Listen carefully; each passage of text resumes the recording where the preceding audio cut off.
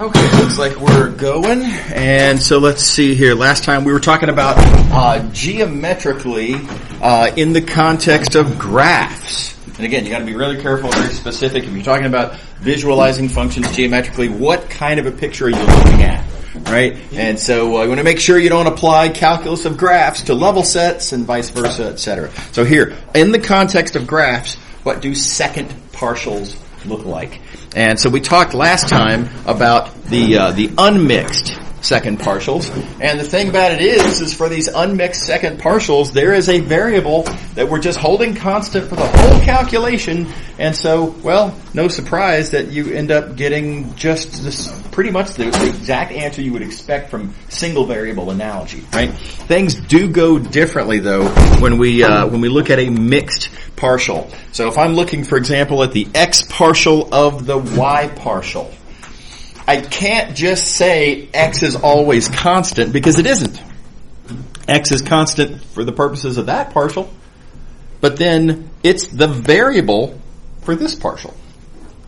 So this is just a different thing, and we just have to treat it differently and just kind of think it through, sort of brute force. So here we go. Let's think about these y partials. What are y partials? Well, if you're looking at a graph, then they are slopes in the y direction. So, for example, if I'm at this point here that I've got in purple there, the y partial says, what's the slope of the tangent line as I go in the y direction? So as I go in the y direction, now by the way, I didn't draw the surface itself on here because the picture would get more muddled, I think, than what I actually have. So just imagine that there's some surface though, and as you move in that direction in the domain, you could imagine there would be a cross section that would have a tangent line, and let's say that tangent line's about like that.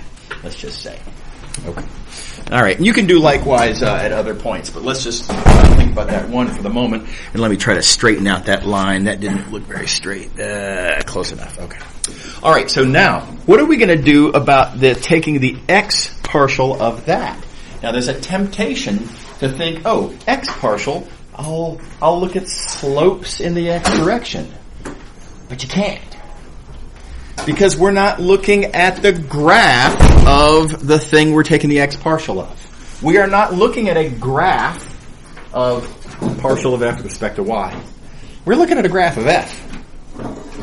So we do not have a graph of the thing we're taking the x partial of, and so we can't interpret this x partial as a slope.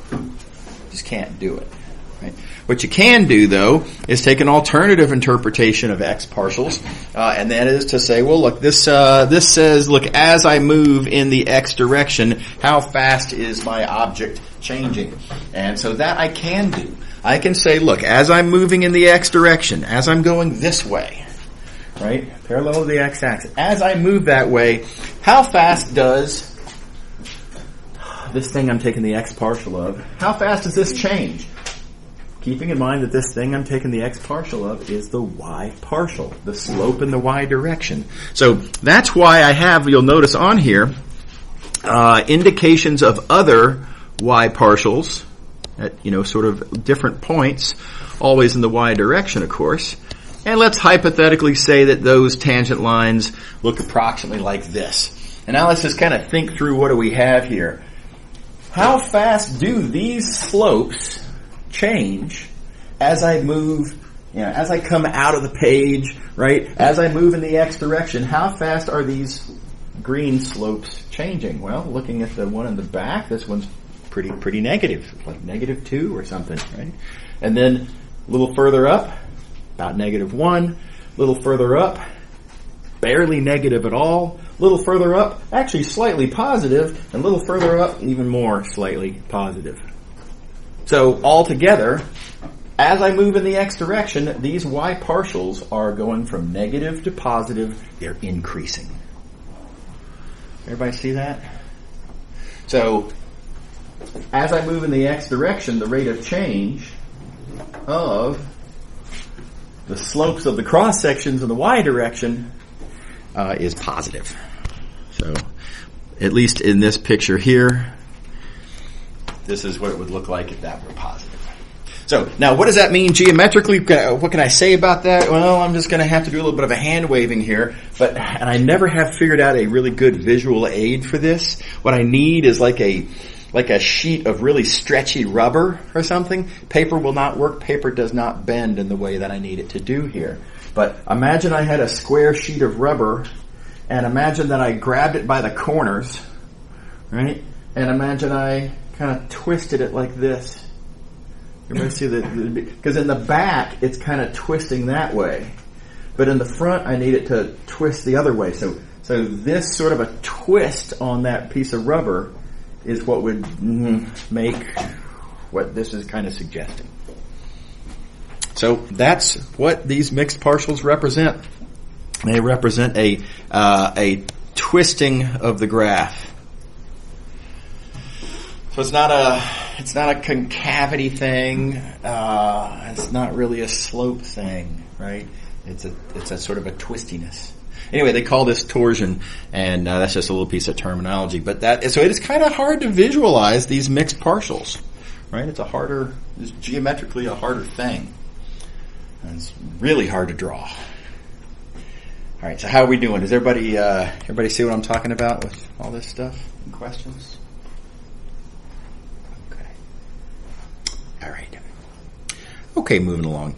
So that finishes 2.4. Before we get into 2.5, I'm going to take a quick digression. I'm going to jump up into Chapter 3, treat this really quickly, and then come back to 2.5. The reason for this is just kind of a personal preference on my part.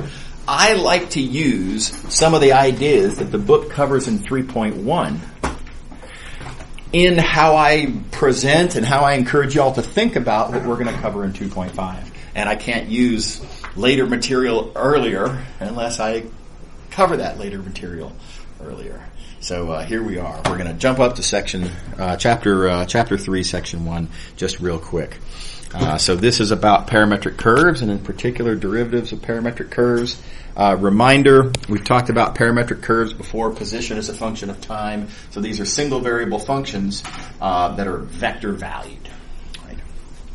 Okay, so being as there is only one input variable, the derivative matrix has only one column.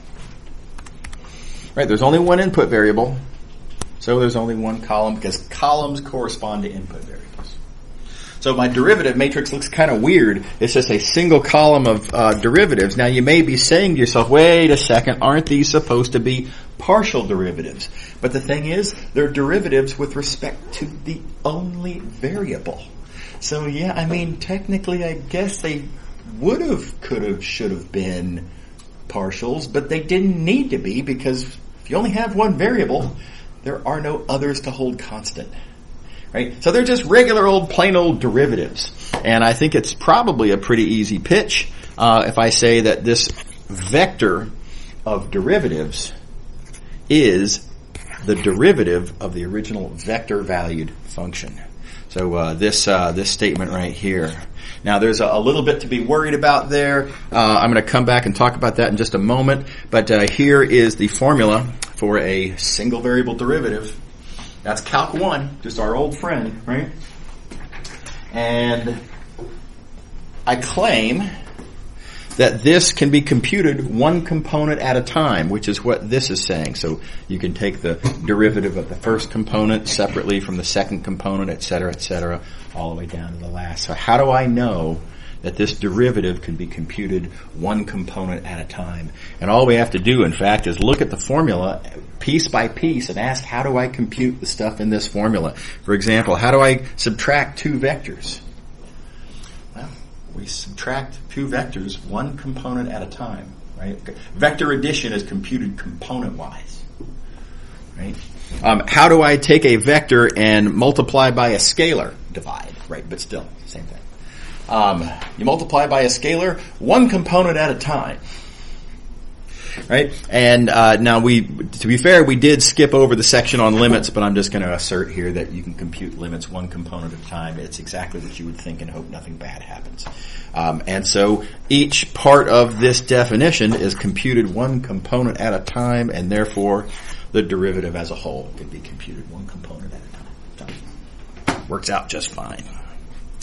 Okay, so let's try to make some geometric sense out of what this is then, the derivative of a parametric curve.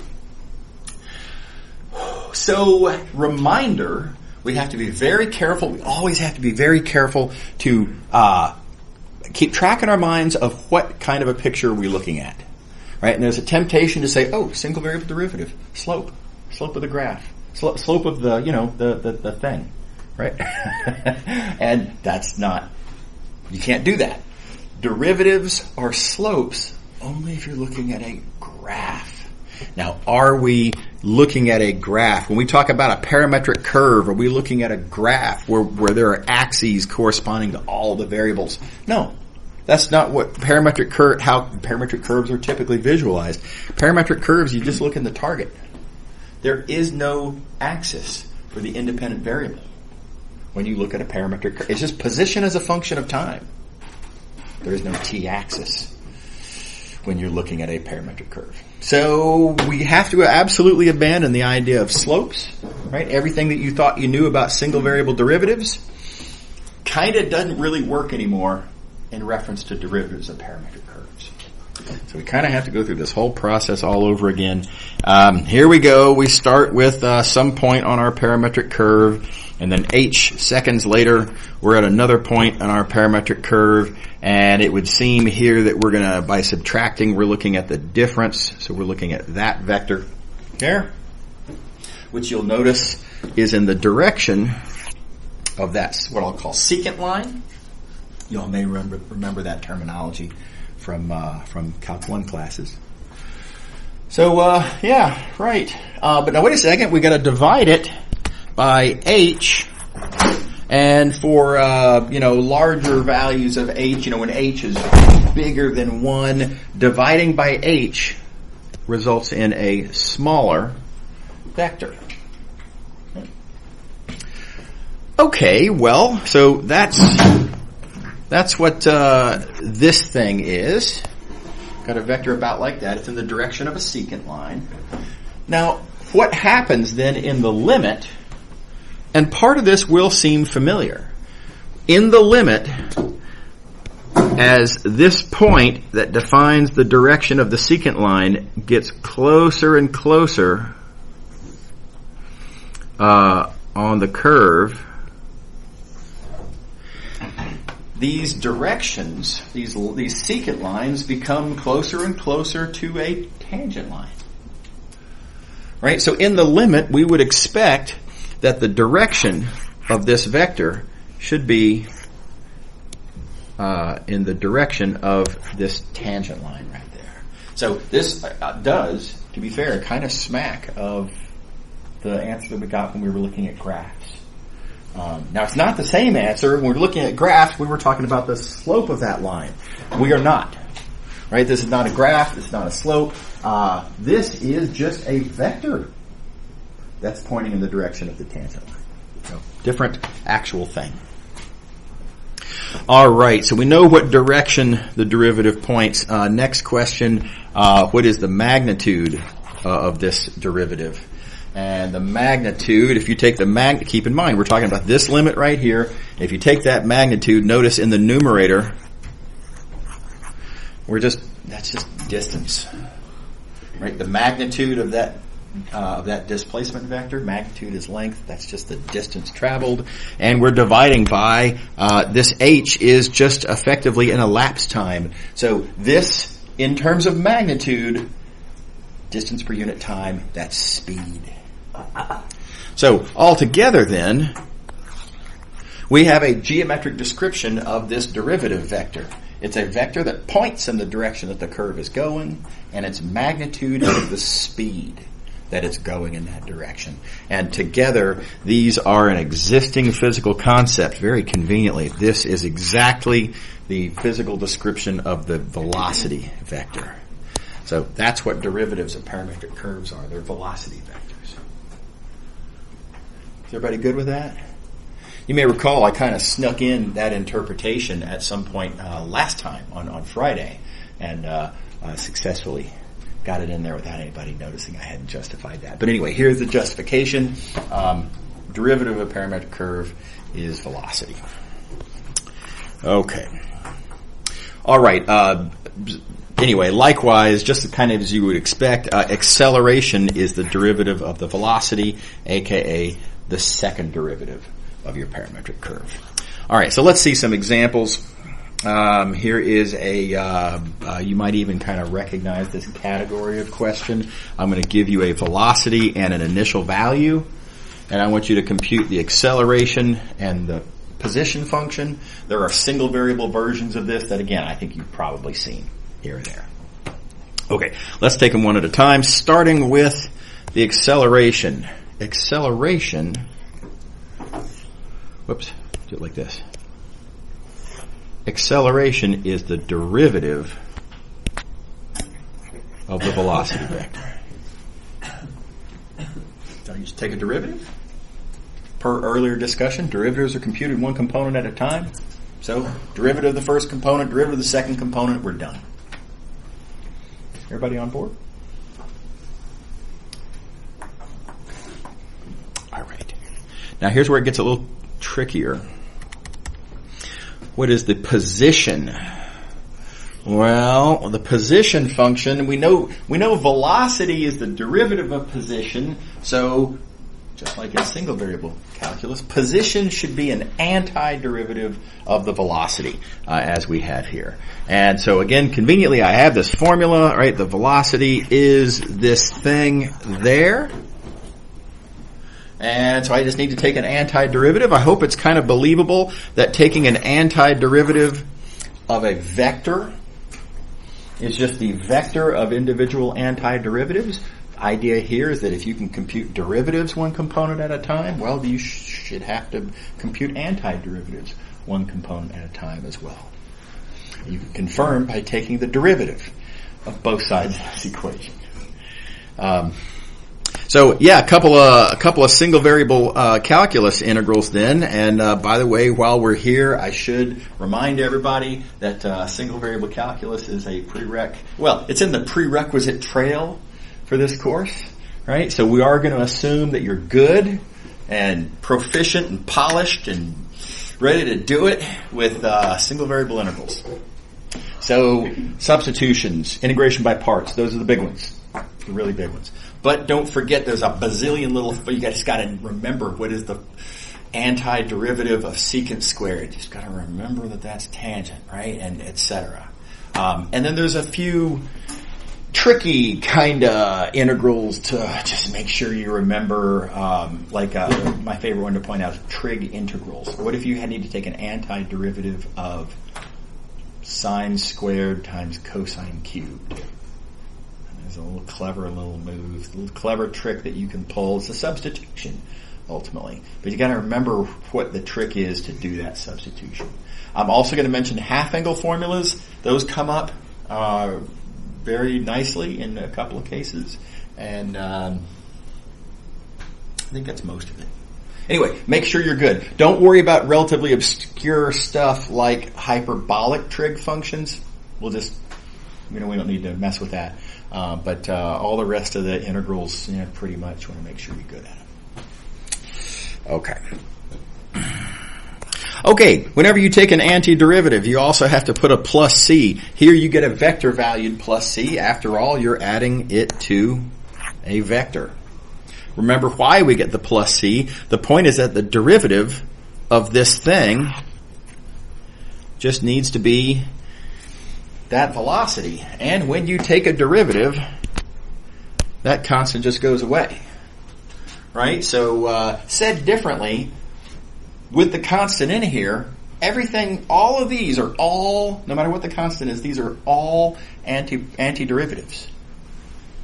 If you don't have the plus c, you have arbitrarily picked one with no basis in the statement of the question, right? So you can't just arbitrarily pick one. You have to write down the general category of all of the antiderivatives, and then we have to solve for exactly which one do we actually need. Namely, I have to solve for c. Okay. All right, so how are we going to solve for c? It's just like in single variable calculus. Keep in mind, we have information about what happens when t equals 0.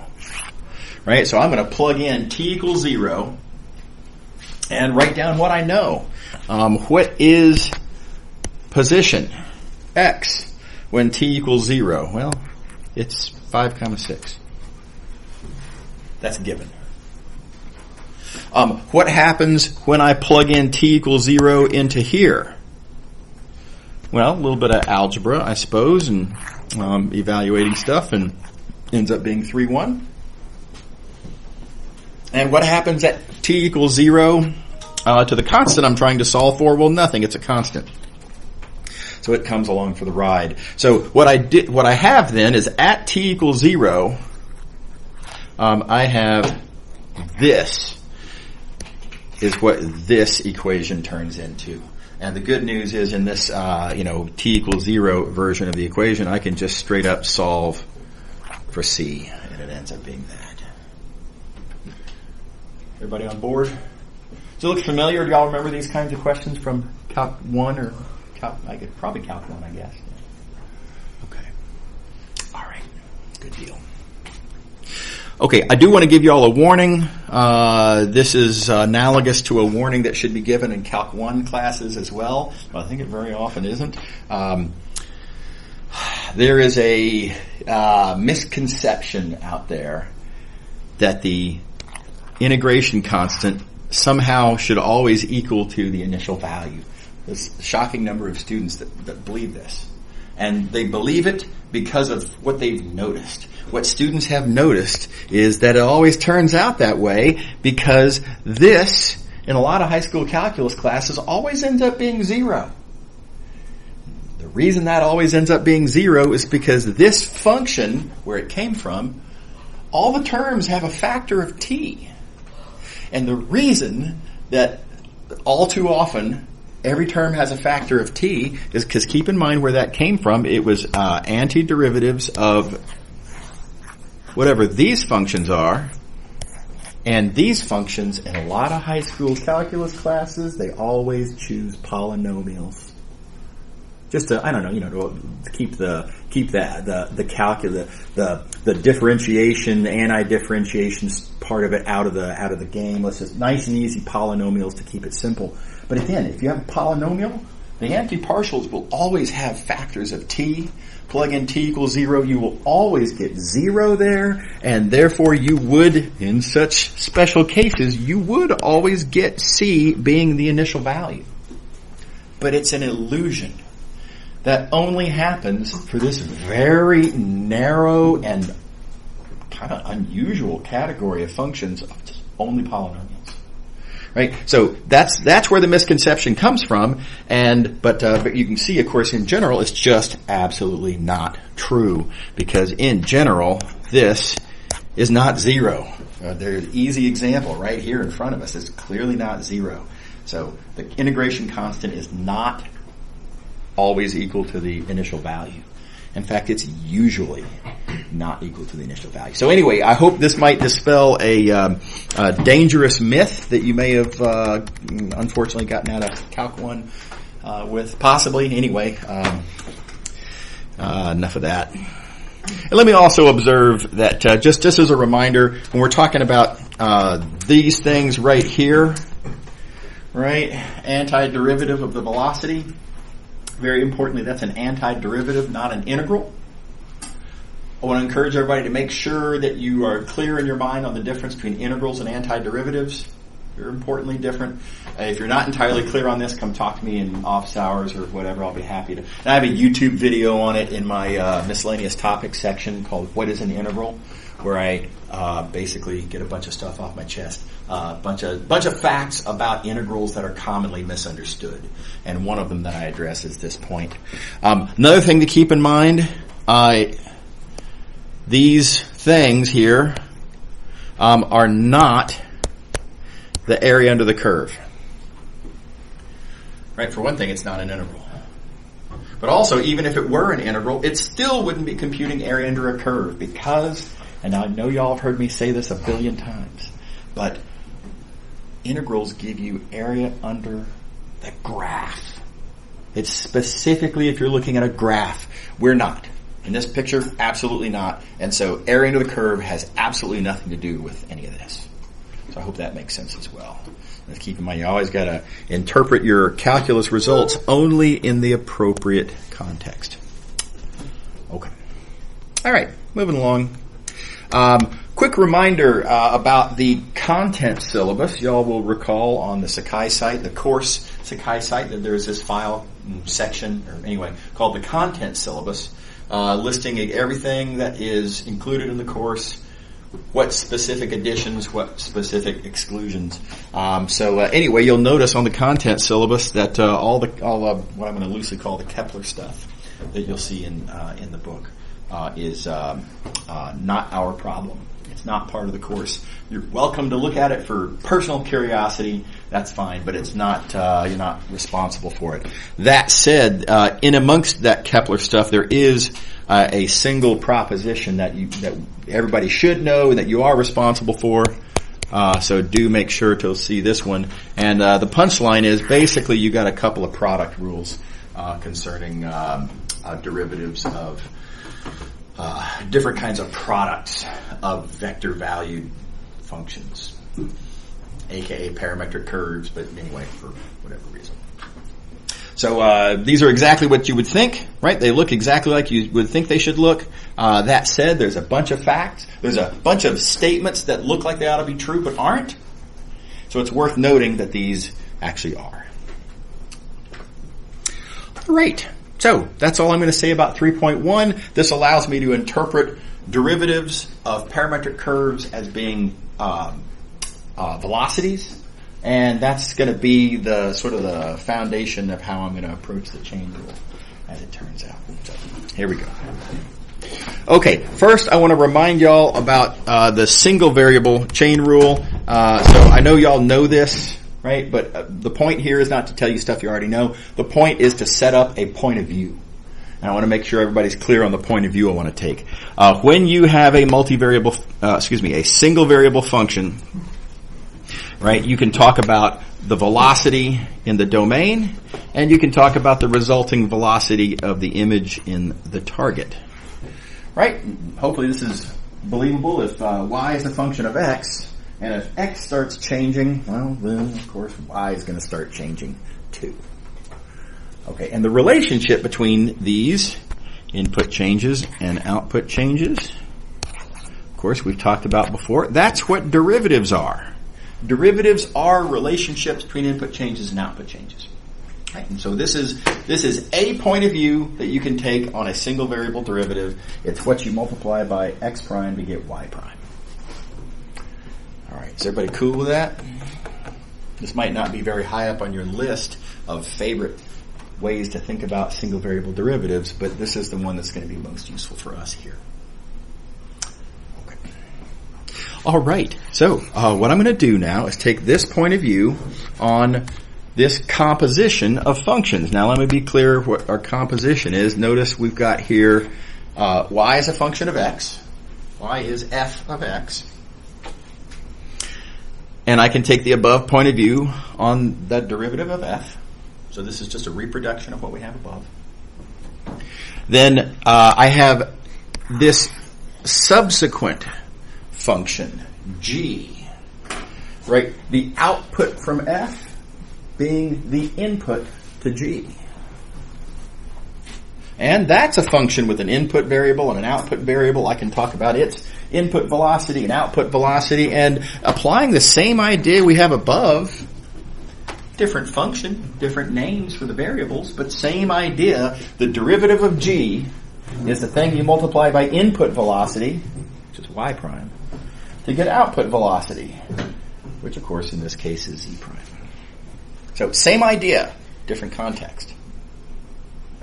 And then lastly, we can talk about the composition. The composition is this function that goes from the x-axis to the z-axis. But again, it's just a function with an input and an output, and I can make the same statement about how its derivative is a relationship between input velocity, x prime, and output velocity, z prime. So, nothing's really happened so far. I've taken this point of view on derivatives, and I've written it down 3 times. Is everybody with me? All right, now I'm going to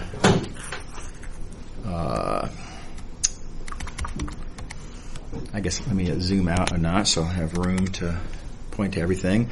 I'm going to take equation 1 and put it into equation 2. So here you go. Equation 1, I'm going to view this as a formula for y prime, plug that in here for y prime. That turns equation 2 into this, which of course you can rewrite like that. Okay, so what? But now let's compare that with equation 3. Oh, let me do it like yeah. Equation 3 is that. And notice in the comparison, well, we've got z prime in both of them given in terms of x prime, and in particular, what do you multiply by x prime to get z prime? So, well, those things had better be the same. We've got two true statements about what you multiply by x prime to get z prime. So shouldn't this equal to that? Right? So that's a point of view then on where the single variable chain rule comes from. And y'all recognize, of course, this result, I hope. Is everybody on board with this? This is a point of view. Let me give you a different point of view, by the way, and I'm going to let go of the algebra and let's just think kind of intuitively. Coming back up to our primary formula, think of this as saying that derivatives are factors. Right? This derivative, it's a factor that you multiply by the input change to get the output change. The key word factor. It's what you multiply by something. So, you think about it, if you have a composition, in this first function applied, in terms of what's happening to the velocities of the whatever is involved here, the derivative acts to multiply by a factor.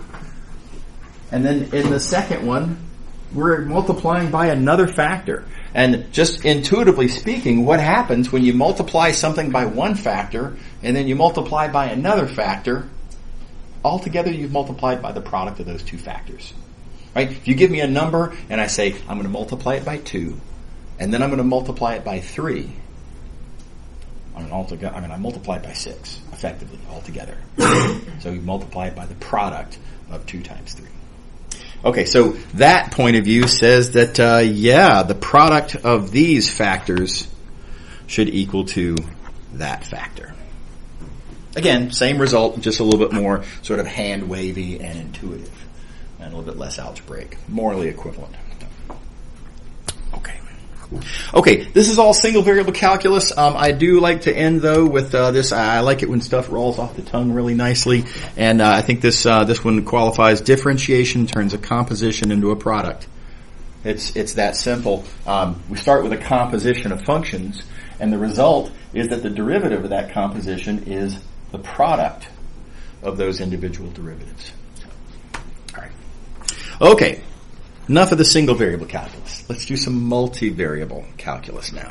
And just like on the previous page, I'm going to take a certain point of view on what a derivative is. Lots of different points of view you can take. I want to think of a derivative here, though, as a factor.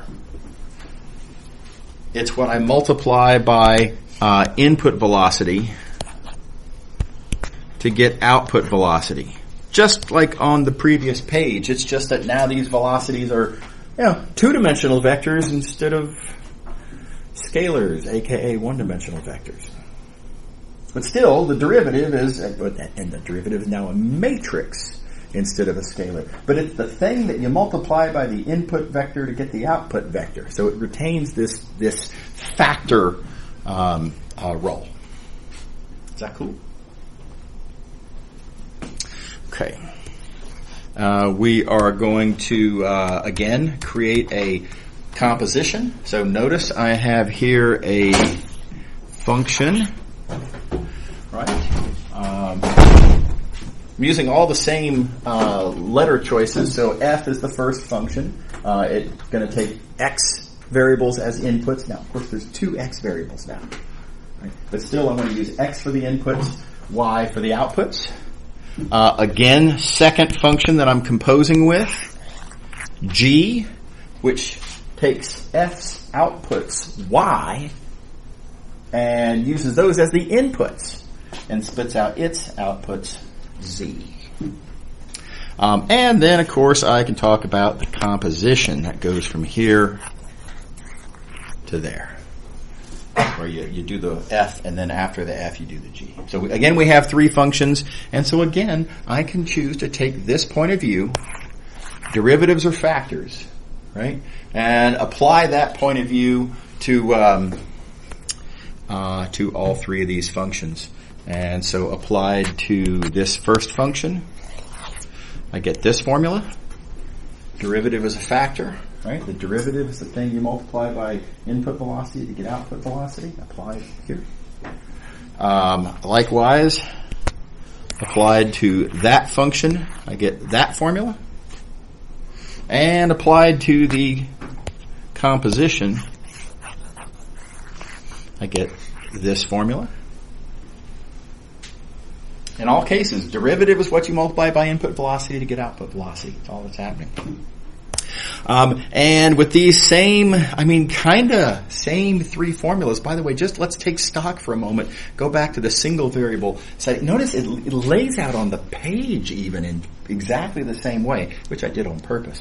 But we got a composition. We have a first function, a second function, and then the composition function. And I have three equations, each of which is just saying derivatives multiplied by input changes to give output changes. It's just that this is now the multivariable version of that. Everybody with me? So I'm going to do exactly the same thing we did on the previous page, and I guess I should, again, zoom out. I'm going to take color choices. I'm going to take equation 1 and put it into equation 2, which then turns into this, which turns into that. Now, I'm just plugging stuff in, right? I've got a formula for y prime. Plugging it in there, where y prime is a participant in this other equation. That gives me these equations. And now let's compare that with equation 3. And again, notice z prime is something multiplied by x prime, so these two somethings must be equal. So that must equal to that, and there is our multivariable chain rule. The argument is morally identical to what we did at single variable. And here you go as our result. So again, notice that we get this same sort of rolls off the tongue interpretation. The active differentiation turns a composition. You see, we start with a composition, and it turns that into a product. All right. So here we're composing two functions and taking the derivative. We get then the product of those individual derivatives. What do you think? Everybody all right? Okay. Now, it is different from the formula on the previous page. After all, these are matrices. So it's a matrix product instead of a scalar product, but it's still a product. This is really just kind of, dare I say, this might be what you would sort of expect a multivariable chain rule to look like, based on just like, how would you expect for this to generalize? Okay. All right. I guess the last observation, what if we have different dimensions? What if instead of going from 2 dimensions to 2 dimensions to 2 dimensions, like I have on this picture, what if it were 2 to 3 to 2? How would that change things? If I, for example, had a third axis right here, if there was a y3 variable, and so now f is a function from R2 to R3. And how does that change the story? G would then be a function from R3 to R2. How does that change the story?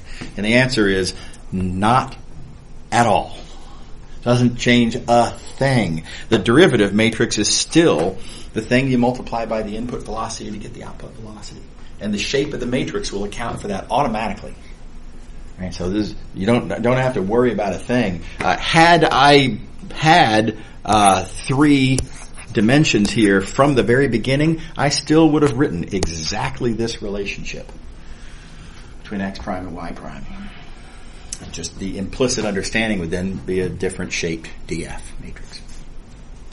Okay, so same exact argument gives the same exact result. And let's see an example in action now. Here is a question to consider. Notice I have f being the function that turns x variables to y variables. And then I have g being a function that turns the y variables into z variables. Now notice I've laid out the variables and the functions exactly the same. We've got f acting first, g acting second, just like in the development we have on the previous page.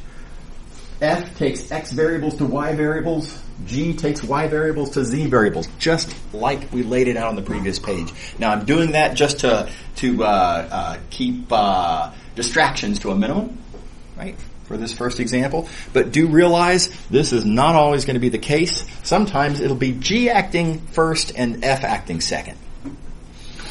So, you got to heads up and always be careful to get that straight, get it right, which one goes where, and that can be confusing. So, just be careful. Okay. All right. So, these functions and variables laid out as so, and then I'm given certain data about F and G. That's just givens. We'll use those when we need them. And we've been asked here, notice, to compute the derivative of the composition at the input point 1, 2. So, alrighty then. Well, here's the chain rule from the previous page. Just write that down. If you want me to compute the derivative of this composition, I'm instead going to look at the individual derivative matrices and I'm going to multiply them. Okay. All right. Now, problem. Even though df at 1, 2 is given, dg at f of 1, 2. Wait a second. I don't have this, described exactly as so. I don't seem to have this. I have dg at this other point, 3, 1, 0. Right? Well, the good news, of course, is that f of 1, 2 is 3, 1, 0. And so, indeed, this is that. Is everybody good? Okay. All right. This matrix was given there, and this matrix was given there. Multiply, and we win. That product matrix is just that. What do you think? Any questions?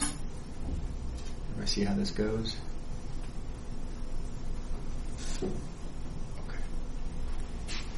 Okay, a couple of things I want to warn you all about, a couple of little landmines. And I kind of did this on purpose. So when I write examples and when I write test questions, you have to keep in mind my goal, my job, right, is to distinguish students who understand the ideas from students who don't understand the ideas.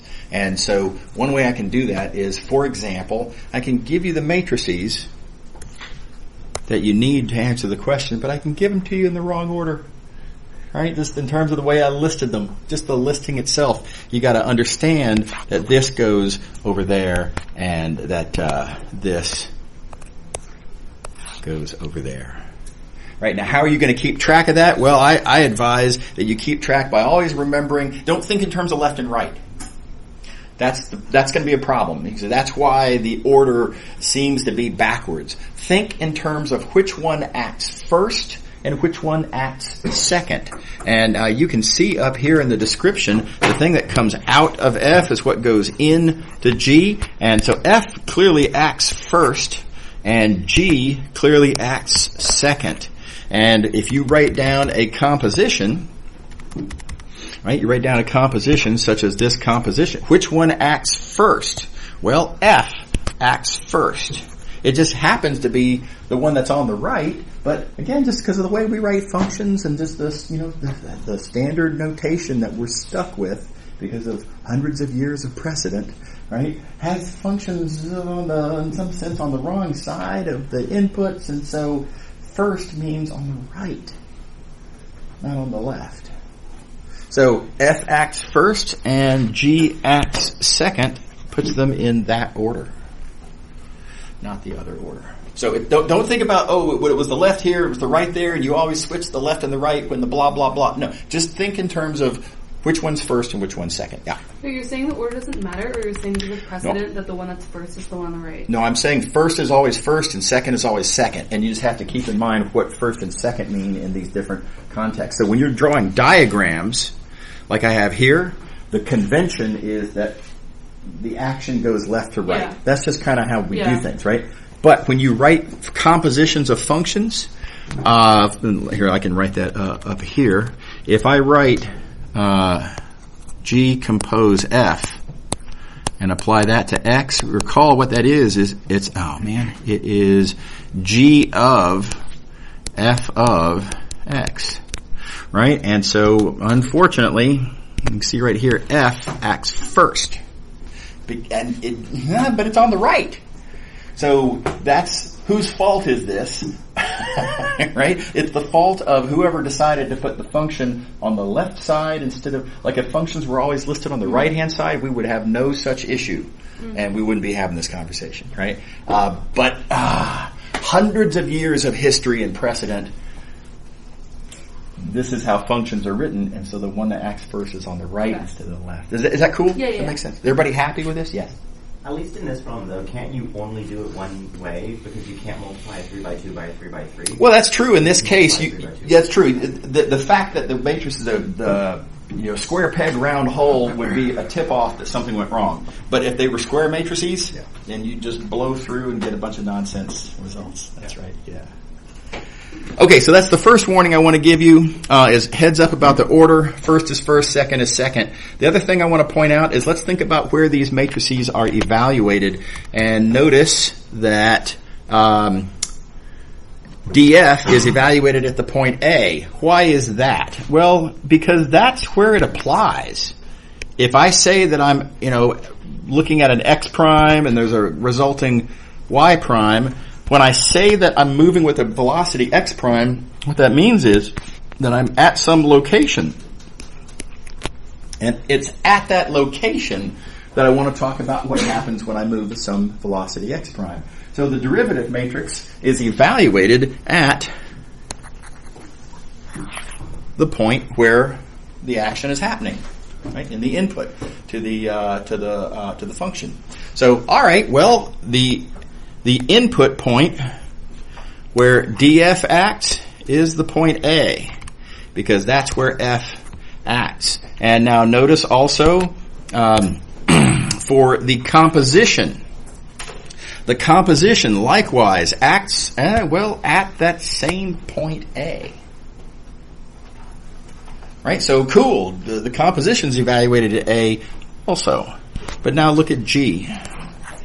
G does not act at the point A. G has never heard of A. G goes from the Y space to the Z space. It acts at this point F of A. And so it has to be evaluated at F of A. It wouldn't make any sense at all to talk about DG evaluated at the point A. Like I say, it's never heard of A. A is way over there. Right? So make sure to remember that. That is another little landmine that students can step on accidentally in some cases.